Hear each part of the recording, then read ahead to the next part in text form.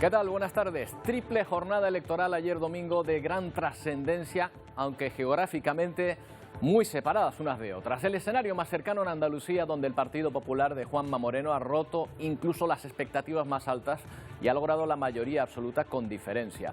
En Francia se decidían las legislativas que han dibujado un panorama difícil para el actual presidente, que tendrá que gobernar con una asamblea de signo contrario. Y por último Colombia, donde la izquierda de Gustavo Petro se hace con el poder y abre la posibilidad de que se expandan las políticas chavistas en el continente. Hoy analizamos los ecos de las urnas de este domingo.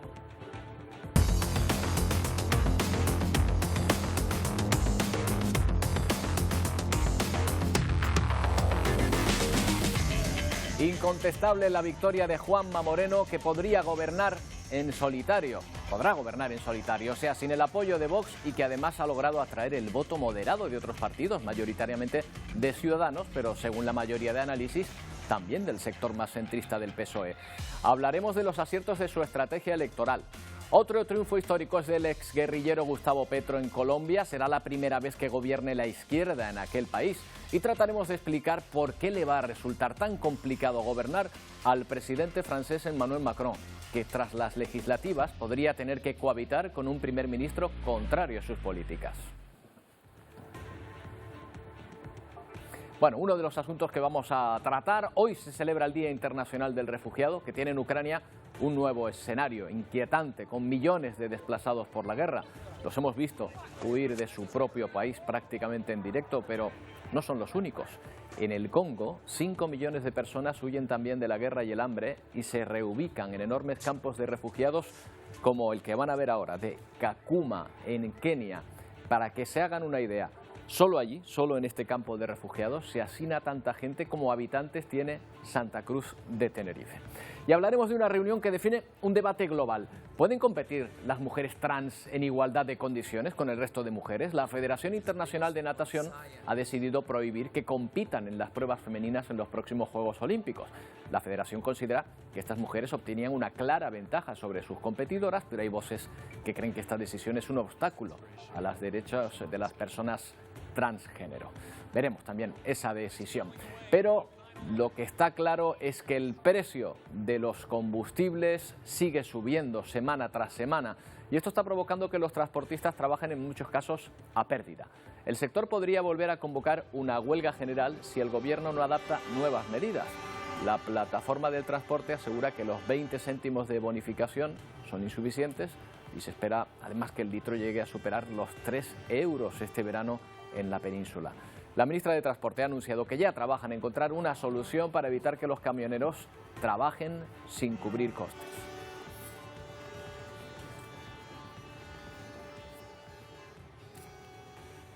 Y ya se advierten de paros también por parte de los transportistas. Juan Antonio Martel Sánchez es presidente de Astracán. ¿Qué tal, Juan Antonio? Buenas tardes. Hola, buenas tardes, ¿qué tal? Bueno, ¿ya están trabajando a pérdidas ahora con el precio de la gasolina al que está?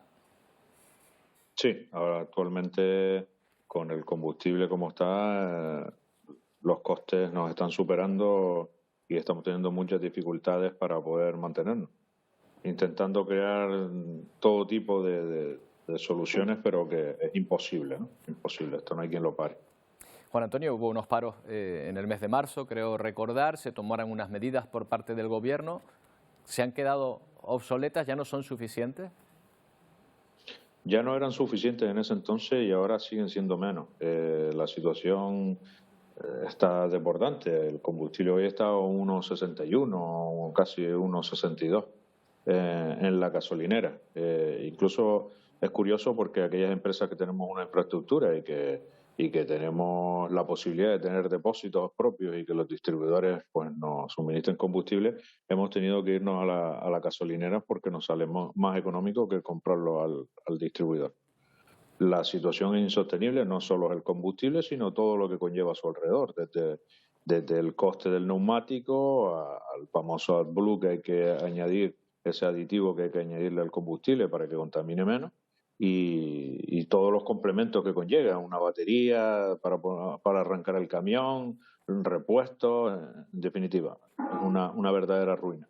Claro, pero otros sectores normalmente cuando tienen que hacer frente a subidas de precios, hombre, pues lo que hacen es repercutir, y se entiende, que repercutan el precio después en los consumidores o en sus clientes.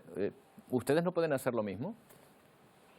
Por poder siempre, esa sería la solución, repercutir los precios, porque nosotros no tenemos por qué. Pero el encarecimiento de la situación es tal que a cualquier producto que se le encarezca, el cliente juega, porque somos un sector un poco desestructurado en ese aspecto y competimos entre nosotros mismos, con lo cual siempre el miedo, el temor a perder el trabajo, cómo vamos a subir esas cantidades tan desorbitadas, ¿no? Hablaba ahora mismo con un transportista hace un rato en donde salir a trabajar, llenar el depósito está rondando entre los 400 o 450 euros. Y en donde le da para poquito de trabajo, es decir, a lo mejor al día está gastando pues una media en euros, unos 120, 130, 140 euros solamente en combustible, ¿no? Si le añadimos a eso el coste de un neumático, que el coste se ha incrementado 100 euros más, pues esto es un disparate. Es cierto que lo que Pero, Juan estamos Antonio, creando entre la asociación. si vamos a un mercado y al agricultor o al distribuidor en este caso, que bueno, también hay muchas veces donde se queda buena parte del beneficio, le cuesta más llevar al mercado un producto, sube el precio del producto. Si ahora las fabricantes de coches entienden que sube más, suben el precio del producto. No entiendo por qué ustedes no consiguen repercutir, si es que no lo están haciendo, esos costes que están teniendo de combustible también en sus clientes, en su servicio. Estamos intentando crear herramientas para que vaya paulatinamente en relación o con letración al tema de los costes. Es decir, se ha creado el RCC, que es un recargo del coste del combustible, que lo que hace es, tenemos unas tarifas pactadas en las que al cliente pues se le sostiene en un tiempo determinado, que normalmente pues esas tarifas se estudian anualmente, y a partir del incremento del combustible que pase del euro, oscile por encima del euro, se le aplique el porcentaje de la media o de cómo esté el combustible en el día, ¿no? Y que eso sea un complemento, igual que se hace en el transporte marítimo. Estamos intentando sacar esas herramientas. Se le ha pedido al Gobierno de Canarias la actualización del observatorio de costes para que todo el mundo sepa cuál es la realidad y poder repercutir esos costes y que sean de alguna forma reales y visualizables, ¿no? No como se hace en otros sectores, ¿no? Que nos están subiendo todo desorbitadamente y sin saber por qué. Entre tanto, ¿qué pedirían al Ejecutivo? Además de esas medidas que me comenta, a lo mejor de poder repercutir parte del coste de esas herramientas para poder hacerlo, ¿qué pedirían al Gobierno estatal y autonómico para dejar de trabajar a costes? ¿Qué necesitarían? Bueno, además de que se sostenga esa pequeña ayuda que se está dando, de esos 20 céntimos que se compensan en el combustible, y que estamos pues con el pánico de que no sabemos hasta cuándo se va a sostener eso, el que de alguna forma se busquen herramientas para que el combustible no cueste lo que está costando, sobre todo al profesional. Es imposible que se haya dado una ayuda en general a todos por igual, a todos ciudadanos, y el profesional que está luchando contra este incremento solamente tenga esa ayuda, y necesitamos otro tipo de ayudas que se nos compensen vía impuestos o vía. No sabemos las promesas que se hicieron si se van a sostener. Bueno, la última, Juan Antonio, ¿prevén más paros? ¿Ya tienen fechas previstas para llevar a cabo esos paros si la cuestión sigue así? Si la situación se va a mantener, no es cuestión de que el sector se pare, es que el sector se muere, se va a parar por sí solo. El sector día a día está dejando de funcionar porque cada vez vemos compañeros que tienen que arrimar sus camiones o su guagua o vender su empresa a otras empresas y cambiar, porque no es imposible mantenerse. Es incomprensible el que todos los días el combustible esté oscilando, ¿no? Sube, baja. Cada vez va más al alza, más en vez a la baja, ¿no? Entonces, ¿a cómo se va a poner el litro de combustible para nosotros poder trabajar y qué tarifas vamos a poder aplicar? Estamos todo el día en una batalla que es increíble, ¿no? Y hay ciertas materias en las que aunque se repercuta, el cliente tampoco puede estar subiendo hoy los precios de ese producto, ¿no?, de lo que se transporta. Estamos en una situación bastante grave y complicada. Es fácil comprenderlo, habida cuenta de que, bueno, dicen que en este verano en la península podría llegar a los 3 euros, pero aquí algo menos, pero también sería terrible para el sector y para otros muchísimos más, desde luego. Juan Antonio. No existiría el sector, cuando llegue a eso no va a existir este sector. Bueno, pues si no existe el sector del transporte ya sabemos lo que va a ocurrir, esto es como una ficha de dominó para el resto de sectores. Juan Antonio, gracias. Buenas tardes. Gracias a ustedes. Buenas tardes. Bueno, esperamos no llegar a esa situación, pero para que vean cómo está el tema, con el precio del combustible, ojo, y con el precio de la luz, que vuelve a subir otra vez. Hoy va a alcanzar los 258 euros el megavatio hora. Y todo esto en medio del gas topado. Esta subida va a afectar a todos aquellos consumidores con una tarifa regulada. Supone una subida del 45% con respecto a ayer. El precio además cuenta con esa rebaja aplicada sobre el límite del gas del gobierno. Ya ven, aún así sigue subiendo. El descuento es de unos 25 euros, o sea, si encima no se aplicase, habría que pagar el megavatio hora a 283 euros, nada menos.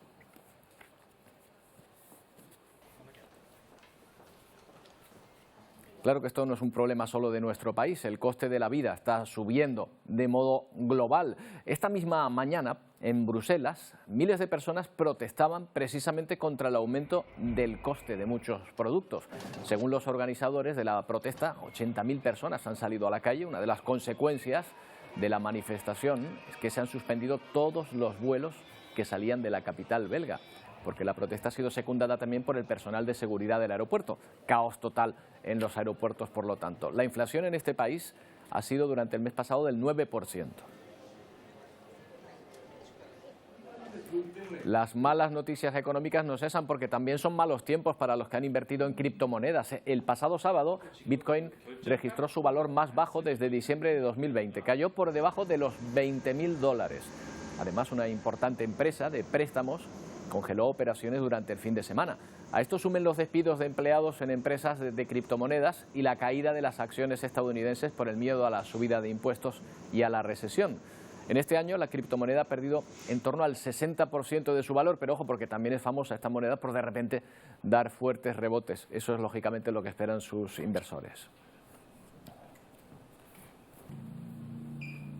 Y una de las noticias del día, sin duda la noche histórica para el Partido Popular de Andalucía. Por primera vez gana en esa comunidad autónoma con mayoría absoluta en 4 años. Juanma Moreno ha pasado de obtener los peores resultados de la historia a los mejores. 58 de los 109 escaños del Parlamento andaluz es lo que ha logrado el Partido Popular. Juanma Moreno, flamante ganador de la noche, gobernará contra todo pronóstico solo. Andalucía va a tener 4 años de prosperidad, de avanzar, de mejorar, de seguir adelante, de seguir gestionando los intereses de Andalucía con honestidad, con transparencia, con moderación y con serenidad. También históricos, pero como los peores, los resultados del PSOE. Segunda fuerza con 30, pierde 3 asientos con respecto a 2018. Nuestro objetivo no era otro que el de la movilización del electorado. Esto no se ha producido y, por tanto, no hemos podido conseguir ese objetivo y, sin duda, cuando la participación es baja, desgraciadamente es la izquierda la que suele sufrir. Los resultados del Partido Popular frenan de golpe las expectativas de Vox de entrar en el gobierno autonómico. La ultraderecha, con 14 escaños, mejora un poco sus resultados, pero no tendrá influencia. Andalucía ha puesto pie en pared y ha dicho no al gobierno de Sánchez. El gran derrotado de la noche es Ciudadanos. La formación naranja, liderada por Juan Marín, hasta hace un par de meses vicepresidente de Juanma Moreno, ha pasado de 21 diputados a 0. Se quedan sin representación y tras estos resultados, Marín ha presentado su dimisión. Bueno, pero queremos nosotros hacer hincapié en cómo ha variado el mensaje o la forma de hacer llegar el mensaje, la estrategia de comunicación. Miren, les voy a mostrar esta fotografía porque viene a resumir algunas de las estrategias del Partido Popular que probablemente le han ayudado a ganar estas elecciones. Miren, este es el momento en que Juanma Moreno bajaba a felicitarse, a dar las gracias por esos resultados. Lo primero que vemos es que no hay balcón. Juanma Moreno ha decidido no asomarse a un balcón, ha bajado a la calle y se ha puesto al mismo nivel que todas las personas que estaban allí para esperarlo. Hago referencia también al cartel, a los carteles en torno a su candidatura. Color azul corporativo del Partido Popular, logo pequeño que transforma en verde, va cambiando al verde. De la bandera de Andalucía, muy presente este símbolo junto a la bandera nacional. Y ojo, también el nombre que han estado pues tratando de vender, la marca de Juanma Moreno, precisamente lo ven ahí justo debajo en el atril, Juanma. Ese es el nombre que han querido vender. Vamos a hablar sobre esta estrategia comunicativa con Enrique Arroyas, que es profesor de la Facultad de Comunicación de la Universidad Católica de Murcia. Está especializado en comunicación política. Enrique, ¿qué tal? Buenas tardes. Hola, buenas tardes. Bueno, ya conocemos un poco cuáles son las políticas de pactos, qué es lo que puede ocurrir ahora con una mayoría absoluta, los pactos van a ser menos, pero me gustaría centrarme en la estrategia comunicativa de los candidatos. ¿Unas elecciones siempre las gana el candidato que mejor comunica? Bueno, obviamente no. La comunicación no hace milagros, es importantísima, cada vez ha ido adquiriendo más importancia en la política. Pero, al fin y al cabo, la comunicación es un acompañamiento, puede ayudar a ganar unas elecciones, puede impulsar a un partido político y a un candidato, también puede poner obstáculos a un candidato que no comunique bien, ¿no? Una buena comunicación es imprescindible para un buen liderazgo y para una buena política. También parece posible, ¿no?, que con un mal candidato o con un mal mensaje es muy difícil que eso vaya acompañado de una buena comunicación. Al fin y al cabo todo es una armonía entre muchos factores. Desde las elecciones de Obama, las que ganó Obama la primera vez, se habló de la importancia de las redes sociales. ¿Siguen teniendo la misma importancia como canal de comunicación en estas últimas elecciones que hemos visto? ¿O ha habido otros? ¿Se incorporan otros? Sí, por supuesto. Los políticos lo tienen ya muy asumido, ¿no? Que a la hora de conectar con el ciudadano, de influir y de convencer con sus mensajes, hoy en día las redes sociales son importantísimas. Quizá no tanto en el contacto directo del candidato con el votante, sino en el día a día, en ir creando ese clima de opinión pública, que es al fin y al cabo lo que va calando en la percepción del público. Es decir, el político que sepa manejar bien las redes sociales tiene mucho ganado en una contienda electoral hoy en día, ¿no? Pero tiene que tener muy claro también lo difícil que es controlar las redes sociales. Las redes sociales pueden ayudar a difundir nuestro mensaje si tenemos en cuenta que una vez en las redes sociales, una vez hemos depositado nuestro mensaje en las redes sociales, la fuerza que tienen estas es sobre todo en cómo se expanden, ¿no? Claro. Quiénes son las personas que a su vez van propagando esos mensajes, porque en las redes sociales son tan buenas. Eco, claro, de ese mensaje. Enrique, hemos visto también, no sé si estará de acuerdo, lo hemos comentado antes, como un cambio en la marca personal de Moreno Bonilla o Juan Manuel Moreno Bonilla, hemos pasado a Juanma Moreno o simplemente Juanma. ¿Un acierto? Bueno, en vista de los resultados está claro que es un acierto, pero ya se veía que eso era una muy buena estrategia, ¿no? Es de personalizar la campaña aprovechando aquella cualidad del candidato que es la más fuerte, ¿no? La cercanía que tiene con el votante, con el ciudadano, la proximidad, digamos la naturalidad, ¿no? Creo que es la gran fuerza, ¿no? Unido a la moderación que el propio Moreno ha resaltado entre las virtudes o lo que han hecho posible que su gestión de gobierno haya sido tan bien percibida, ¿no? No solo una buena gestión seria, sino también la moderación y, bueno, al final conseguir a través de esa estrategia de comunicación muy personal que el ciudadano lo haya visto como alguien fiable, ¿no? Con el que uno se puede confiar en esa persona, ¿no? Creo que eso incluso es el valor más importante hoy en día en la política, ¿no? En un contexto en el que si algo está también en el contexto político actual es la desafección ciudadana con respecto a los políticos, esa idea de que todos los políticos son iguales y de que no nos fiamos de los partidos políticos, conseguir presentarte como alguien digno de... Claro. Me imagino que no se deja nada a la casualidad, Enrique. O sea que apoyando ese discurso que comentas, pues estaría probablemente el hecho de no asomarse a un balcón, una ventana, sino bajar a pie de calle y estar allí con la gente que te aplaude. A lo mejor también dejar el logo en un segundo plano para que figure el nombre de esa persona, el apelativo que se hace, Juanma, ¿no? En los carteles prácticamente era eso, con un color verde, o sea, todo es importante ahí, ¿no? Nada se deja a la casualidad. Son pequeños gestos que parece que no tienen importancia, pero sí cobran importancia cuando forman parte de un conjunto, ¿no? Y que todo es, digamos, coherente con el mensaje central. El hecho, es decir, y sobre todo que el mensaje, lo que transmite el candidato, se perciba como auténtico, no que no es una pose, que no es artificial, sino que forma parte realmente de la personalidad del candidato. Y eso en cada uno de los gestos que hizo anoche Moreno, pero también en la forma que tiene él de presentarse en los medios y de haber hecho campaña, creo que todo contribuye a esa idea, ¿no? Efectivamente, están todos esos mensajes, esos gestos que a lo mejor no captamos, pero nos van empapando poco a poco. Enrique, ha sido un placer. Muchas gracias. El placer es mío. Muchas gracias.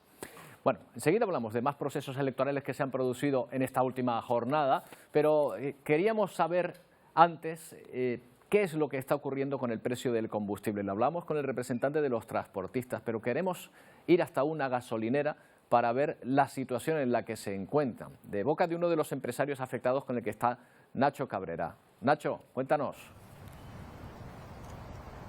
Pues sí, la mejor manera de ver cómo les está afectando esta situación es comparando. Por ejemplo, Roberto, llenar el depósito de un turismo, de un coche utilitario, tiene un depósito entre unos 40, unos 50 litros, pues puede salir entre 55 y unos 70 euros. Pero ¿cuánto le cuesta a los transportistas, por ejemplo, llenar un vehículo como este que tenemos aquí, este microbús, esta guagua o guagua más grande? Tenemos aquí a Carlos, chofer de Aviandiera Bus, que va a iniciar ya la operación de repostaje en este momento de este vehículo. Y tenemos también con nosotros a Geray Valerón, que es gerente de esta empresa de Aviandiera Bus.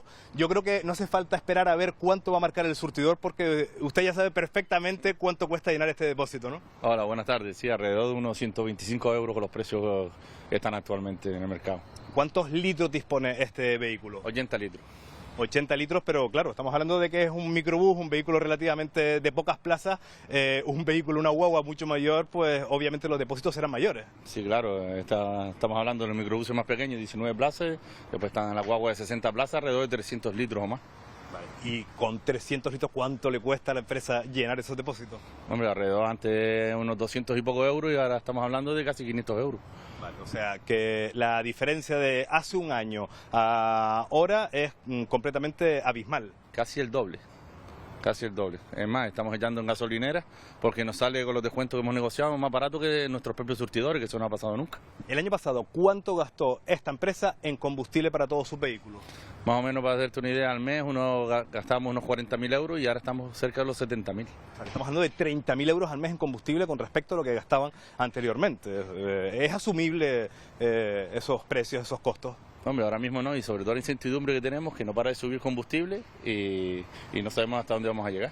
Uno de los peores problemas que tienen ustedes es que se firmaron contratos a principio de año con muchas empresas, por ejemplo el transporte de pasajeros en el transporte escolar, y esos contratos no se pueden modificar. O sea, el precio que se fijó en su día es el precio que se mantiene hoy en día.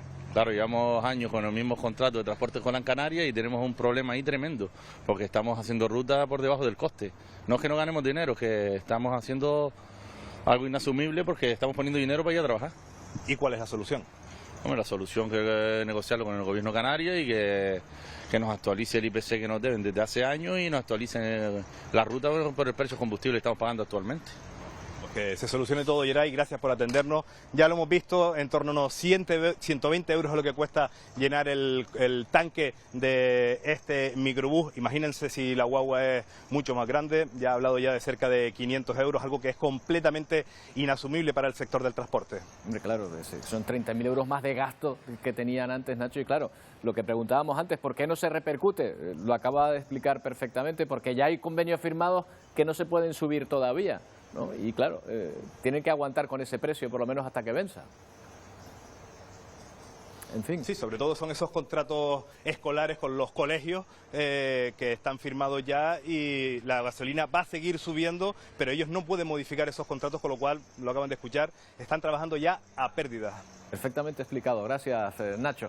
Se ven encontrando con un negocio en el que ya han convenido unos precios, pero los precios de la gasolina, del gasoil, siguen subiendo y siguen subiendo. Bueno, más jornadas electorales. En la jornada de ayer, elecciones en Francia importantes, con una victoria, bueno, agridulce para Macron, gana la segunda vuelta de las legislativas, pero pierde la mayoría absoluta, o sea que va a tener que pactar. Por delante 5 años de incertidumbre, no le va a quedar otra que llegar a acuerdos si quiere llevar a cabo las reformas prometidas durante la campaña. Y ojo, acuerdos que a lo mejor tienen que ser o con la extrema derecha o con la izquierda más extrema también. La segunda vuelta de las elecciones legislativas demuestra el cambio de actitud de los franceses. Con récord de abstención, un 54%, Francia entra en una nueva etapa. Macron gana las elecciones, pero no consigue la mayoría absoluta. Est-ce que nous prenons notre part de responsabilité? Oui. ¿Asumimos una parte de la responsabilidad? Sí, ha dicho la portavoz del gobierno. Cuando hay abstención y hay partidos extremos ganando terreno con tanta fuerza, por supuesto. Durante los próximos 5 años el Parlamento estará dividido en 3 bloques, 2 de ellos extremos. Por un lado, la alianza de izquierdas que lidera Jean-Luc Mélenchon, que se convierte en segunda fuerza. C'est une situation totalement inattendue, absolument inouïe. Es una situación, dice, totalmente inesperada, absolutamente inédita. Es la derrota total del partido del presidente y ya no hay mayoría. Hemos logrado el objetivo político que nos propusimos. Y por otro, el reagrupamiento nacional, el partido de Marine Le Pen, que logró este domingo un hito histórico al pasar de tener 8 diputados a conseguir 89. Nous incarnerons une opposition ferme, c'est-à-dire sans connivence. Encarnaremos una oposición fuerte que no sea confabuladora, una oposición responsable, respetuosa y siempre constructiva, porque nuestra única brújula, dice, es el interés de Francia y del pueblo francés. Macron se enfrenta a un panorama muy distinto al primero. Para sacar adelante su programa tendrá que pactar, negociar y, lo más complicado, ceder. Un escenario que demuestra la división que hay actualmente en Francia, una sociedad fraccionada entre macronistas, melenchonistas y lepenistas. Bueno, ¿y ahora qué pasa? ¿Cómo influye esta situación en las decisiones que se vayan a tomar posteriormente? Se lo preguntamos a Frédéric Mertens, es coordinador y profesor del grado de Relaciones Internacionales de la Universidad Europea de Valencia. Frédéric, y seguro que tu apellido no se pronuncia como yo lo he dicho. ¿Qué tal? Buenas tardes. Buen après-midi, bonjour. No pasa nada. Tenemos que mejorar este francés. Frédéric, a ver, explícanos, porque claro, el sistema francés en Francia es diferente al de España. ¿No se suponía que ya había ganado Macron, que ya él es el presidente? ¿Ahora qué ocurre con estas elecciones? ¿Quién va a mandar realmente ahí en Francia? Bueno, es un sistema que bueno, hace años no hablábamos de un mandato de 5 años, sino de 7 años. Y en Francia, debido a esa modificación del juego electoral, el procedimiento era que, y es que hay elecciones presidenciales y automáticamente después hay elecciones legislativas. No es la primera vez que tenemos una situación incomodante para el gobernante, porque tuvimos la experiencia con François Mitterrand y cuando fue presidente de la República, con Jacques Chirac, hombre de derechas, que era presidente de gobierno, y más adelante el mismo Chirac como presidente de la República, y con Lionel Jospin, presidente de gobierno socialista. Y se llama esto la cohabitación. Aquí estamos enfrentados a una situación en que Macron podría mantener su propio gobierno, pero enfrentado a una mayoría que llamamos relativa. Significa, como lo habéis dicho en el reportaje, que va a tener que pelear para cada dossier, cada proyecto de ley, cada proyecto de reforma, y enfrentándose a 2 grupos extremos a nivel de la izquierda, bueno, con una gran presencia de la extrema izquierda, pero también hay los que llamamos les divers gauche, los socialistas o izquierdistas moderados. Y el otro lado tenemos la extrema derecha, que es muy presente. Eso es bastante inquietante porque es más presente que la clásica derecha o los conservadores moderados. Entonces, Macron va a tener que negociar y a ver cómo va a poder hacerlo con dos grupos muy polarizados en un sentido u el otro. Claro. Entonces, pues yo no quiero ser muy pesimista, pero me da la sensación de que la Quinta República ha llegado a su fin, que en su sistema que necesita reformas ya en su momento había la idea de instaurar la proporcional, el sistema proporcional, para reequilibrar la situación e evitar situación que a principio no era prevista. Pero ahora tenemos que convivir con una situación que va a ser insostenible y esta mañana en los medios de comunicación franceses ya se hablan de elecciones anticipadas. Claro, y el fin de la Quinta República, como dices tú, sería un poco una reforma, implicaría una reforma de base, una reforma constitucional por parte de Francia. Sí.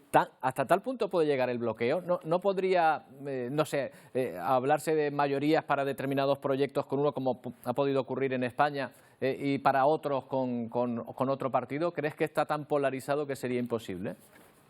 Pues lo veo muy complicado cuando tenemos a un señor Mélenchon que preconiza hasta la salida de Francia de la OTAN, pero eso es ciencia ficción, entre comillas, porque el presidente de gobierno tiene el control de la política extranjera de Francia. Pero podemos comentar, por ejemplo, el tema de la reforma de la jubilación o el código laboral, las leyes laborales. Pues tenemos un bloque que es muy contrario a que el sector privado tenga mucha voz en ese ámbito, y tenemos el otro lado que va casi más de la mano del señor Macron, pero también con una mayor intervención del Estado. Lo que es muy curioso es que tanto a la extrema izquierda como a la extrema derecha son partidos que están en contra del mundo liberal, en contra de la globalización. Cuando Macron pues es un puro producto de la globalización, del capitalismo, del liberalismo, bueno, todo lo que podemos entender ahí. Entonces, igual él va a conseguir a que ambos extremos hagan una coalición de oposición en varias reformas o proyectos que tiene el presidente de la República. Bueno, siempre se dice que los extremos se tocan, pues habrá que ver en esta ocasión si es verdad. La última es muy rapidito. Frédéric, ¿Mélenchon será primer ministro con toda seguridad? No, porque esto generaría demasiado...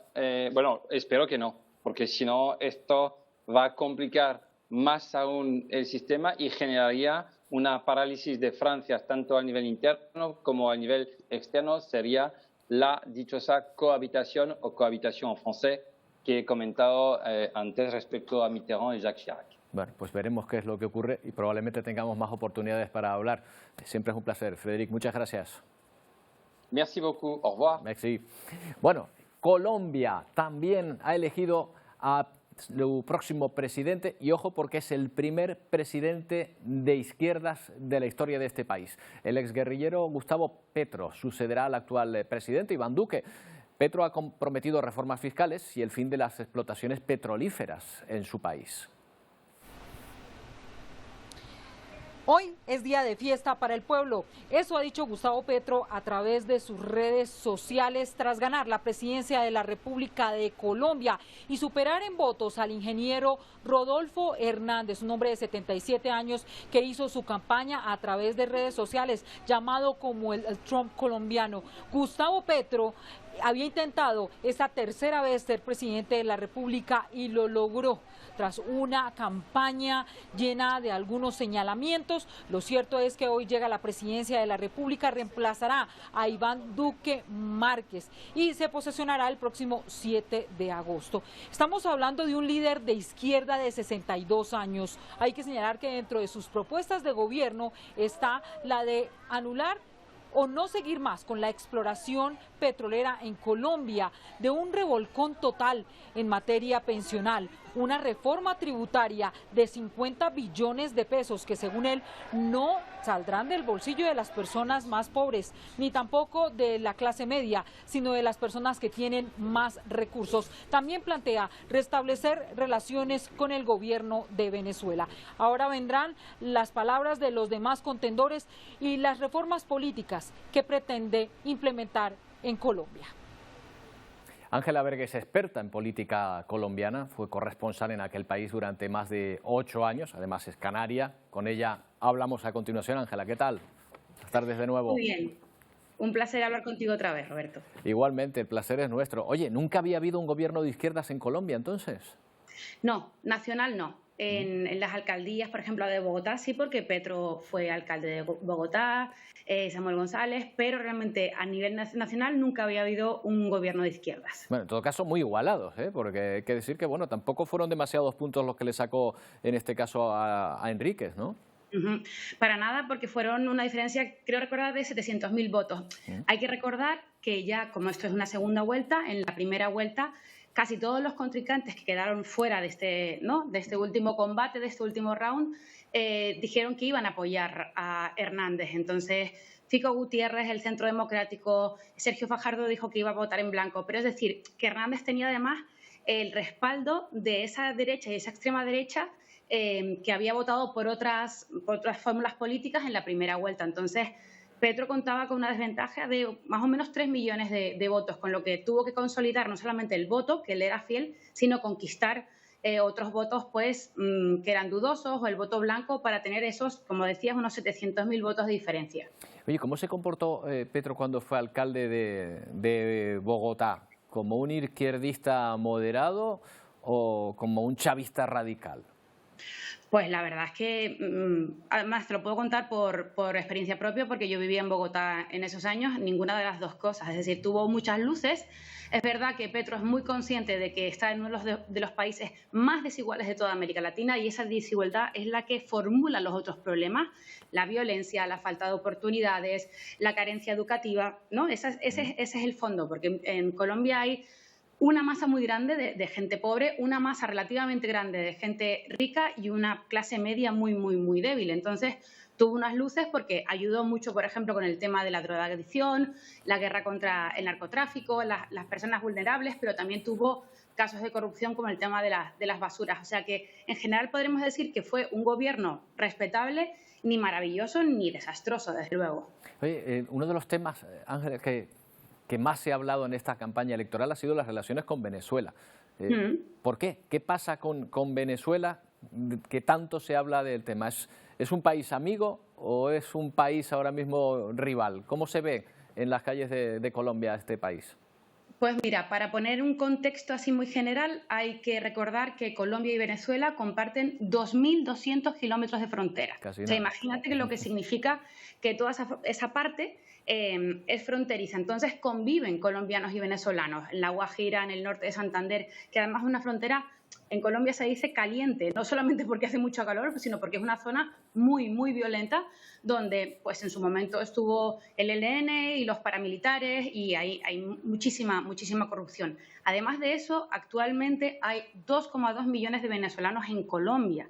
Eso ha hecho que pues que haya muchos brotes racistas, sobre todo xenófobos, y que eso es muy difícil de controlar porque claro, pues muchos colombianos lo ven como un ataque. Y además, en Venezuela, creo que hay censados, ponle 700.000, pero se calcula que más o menos viven 1.300.000 colombianos, que en este momento no pueden acudir a ningún sitio porque Duque cerró pues todo el consulado, todas las fórmulas diplomáticas, pidió que volviesen a Colombia. Entonces, yo creo que Petro, que ha dicho que sí quiere retomar esas relaciones y que quiere abrir un consulado en Bogotá y que quiere abrir las fronteras porque el negocio entre los dos países ahora se está haciendo de forma clandestina, pero siempre se ha hecho, claro. Tampoco creo que se vaya a convertir en el very best friend de Colombia ni nada por el estilo, pero sí es evidente que la vecindad exige un poco que haya unas relaciones al menos cordiales por la población que vive a un lado y al otro lado de la frontera. Oye, hay otra curiosidad, otro hecho histórico, y máxime en un país que tiene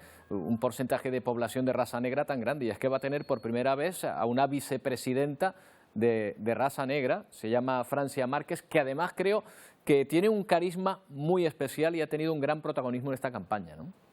De hecho, yo creo que ha sido la figura más relevante de esta campaña. Es decir, si Petro llega a presentarse con otra fórmula vicepresidencial, no sé hasta qué punto hubiese arrastrado el voto pues, de la izquierda y sobre todo de las mujeres.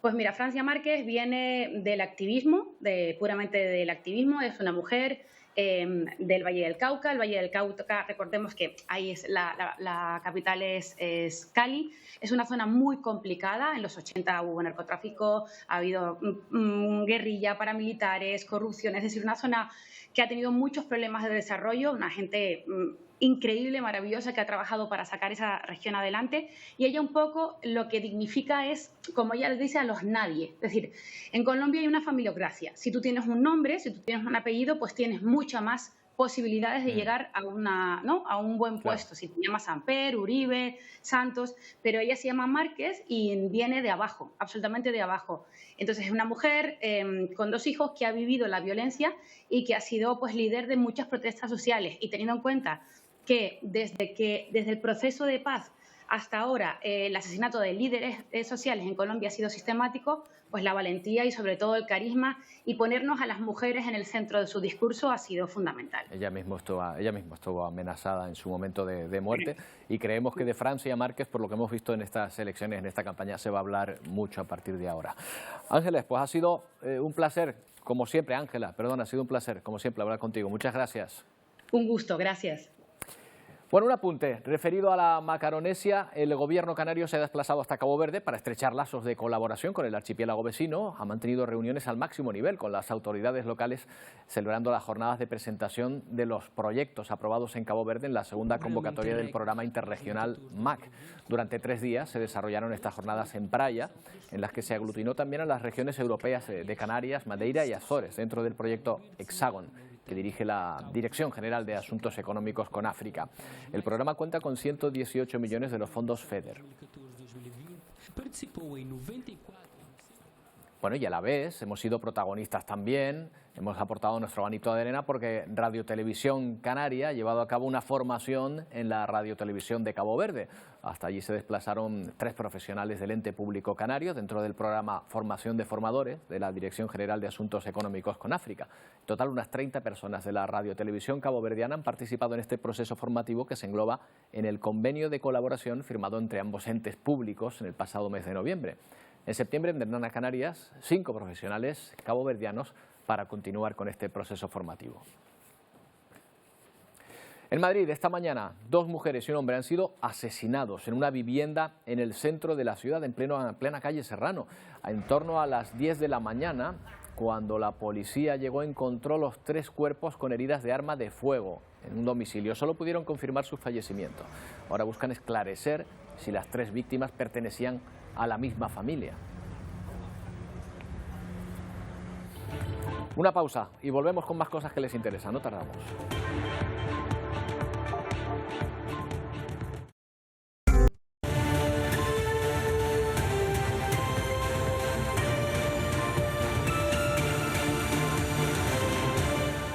Diario de guerra en Ucrania. Al menos 3 personas han resultado heridas y 7 también en otros enfrentamientos que se están produciendo dentro de esta batalla. 7 están desaparecidas tras los ataques contra varias plataformas petrolíferas en el Mar Negro. Según el gobierno de Crimea, Rusia, por su parte, sigue con su ofensiva al este de Ucrania, en concreto en Donetsk, donde en las últimas horas ha bombardeado una zona residencial y un mercado, según el gobierno ucraniano. Además, las autoridades denuncian el ataque a la región de Sumy, al noroeste del país. En un vídeo publicado por el gobierno ucraniano se muestran varias casas ardiendo y al menos 10 edificios destruidos por los bombardeos. El Ministerio de Defensa ruso asegura que desde el mes de mayo más de 2.100 soldados han caído en combate.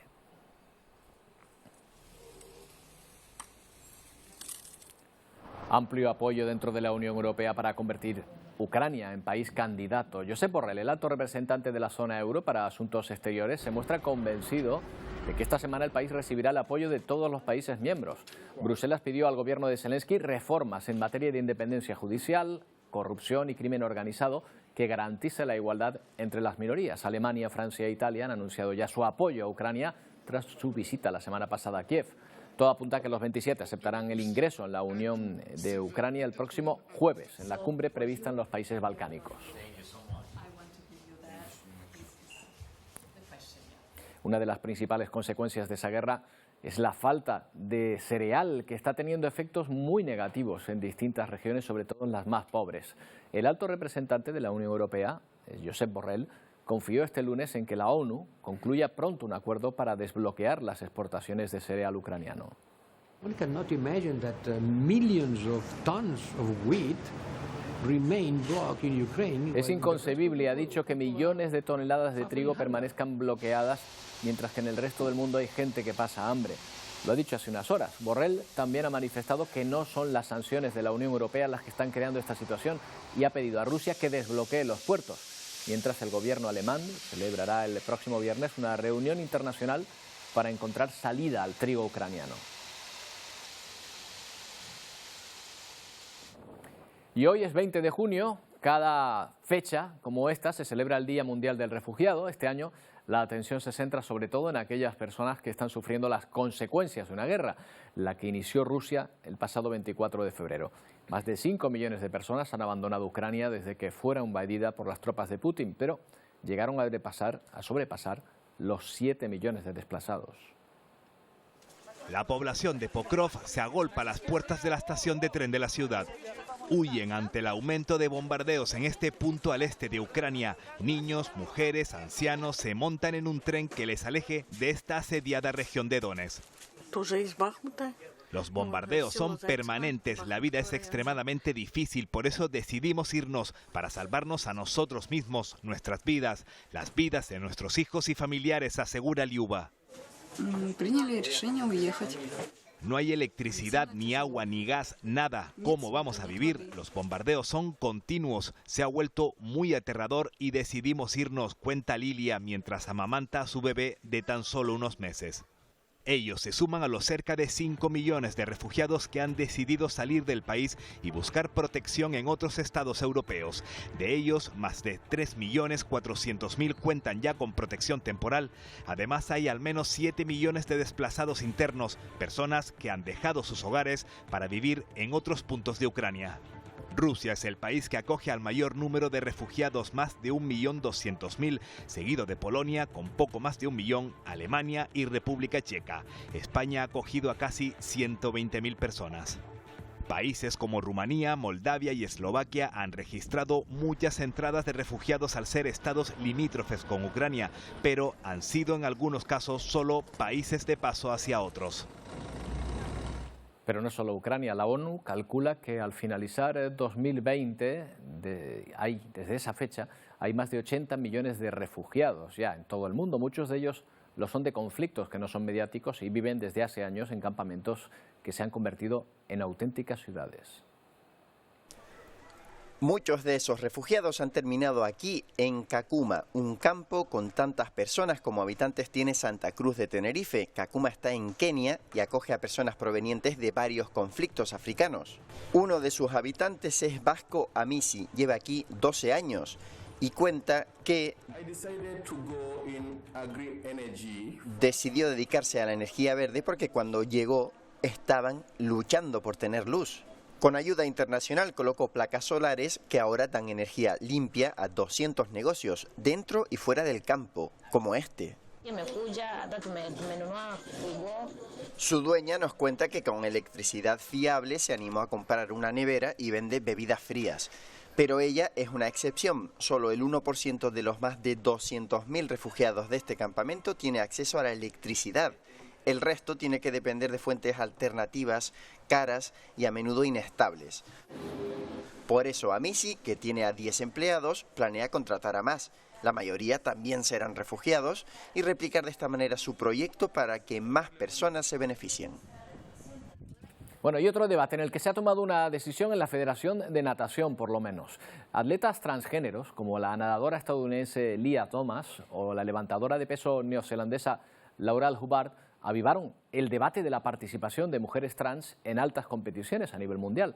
La Organización Internacional de Natación ha decidido excluirlas de los eventos femeninos. Lia Thomas no podrá competir en las pruebas femeninas de natación en los próximos Juegos Olímpicos. Así lo ha decidido el organismo internacional de este deporte. La FINA restringe la participación de atletas transgéneros en pruebas femeninas de élite. Solo podrán hacerlo las que hayan comenzado el cambio antes de la pubertad, es decir, antes de los 12 años. Dicen así, no habrá altos niveles de testosterona en su organismo. We have to protect the rights of all our athletes. Tenemos que proteger los derechos de todos nuestros atletas para competir y también proteger la equidad competitiva, asegura el presidente del organismo, una medida respaldada por 196 representantes de federaciones nacionales con 42 votos en contra y 36 abstenciones. La federación asegura que aprueban esta medida tras estudiar un informe realizado por médicos, abogados y deportistas. En cambio, las organizaciones de inclusión trans denuncian que no existen suficientes estudios que demuestren el rendimiento superior de las mujeres trans y que supone un gran golpe para la participación de ellas en competiciones internacionales.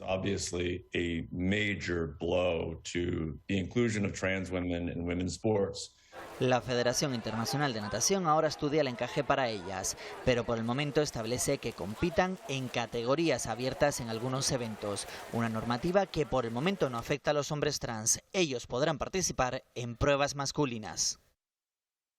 Varios incendios activos todavía en la península, uno de ellos se ha convertido en uno de los más destructivos de la historia. Antonio, ¿cuál? Cuéntanos. Sí, estamos hablando de Zamora, un incendio que la semana pasada cuando hablamos de él sí que tenía cierta preocupación, pero no era el que mayor potencial destructivo tenía. Bueno, pues ha ocurrido, Roberto. Ha pasado de las 30.000 hectáreas. Hasta ahora un incendio de 2012 en la Comunidad Valenciana era el considerado el más destructivo de la historia. Con 30.000 hectáreas si se cumplen las previsiones, va a tener más de 30.000, casi 31.000.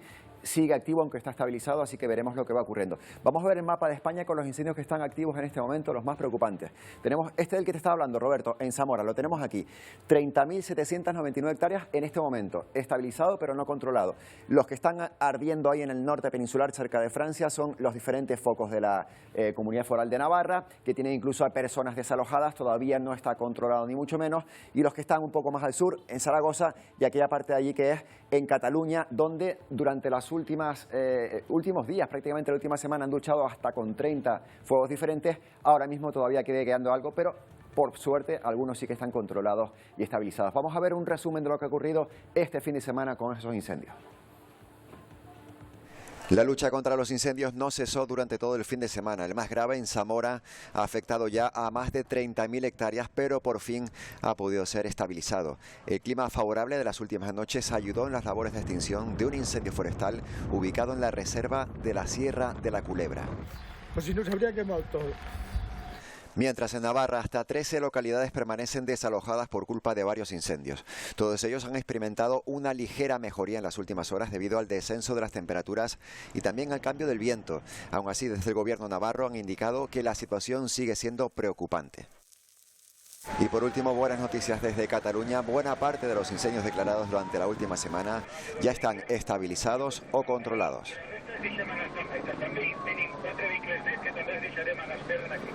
Bueno, la previsión para aquí, Antonio, mañana llega el verano, ¿no? Mañana llega el verano, es una buena noticia para los amantes de esa estación, pero fíjate, vamos a seguir con nubes en Canarias, vamos a seguir con nubes en el norte de las islas. Mañana, como hoy, la temperatura máxima del día estará en el entorno de los 28 grados y lo que sí va a ocurrir es que va a ir desapareciendo la calima poco a poco que hemos tenido todavía hoy. Y fíjate, un apunte, cómo esa ola de calor que tenemos en la península se va desplazando hacia el este, está llegando ahí al Mediterráneo, zona de Italia. Esto es lo que está ocurriendo. Bueno, mañana veremos cómo llega ese verano, si empieza con algo más de temperaturas, aunque parece que el alisio está todavía ahí. Está ahí presente, ¿no? Gracias, Antonio. Hasta mañana.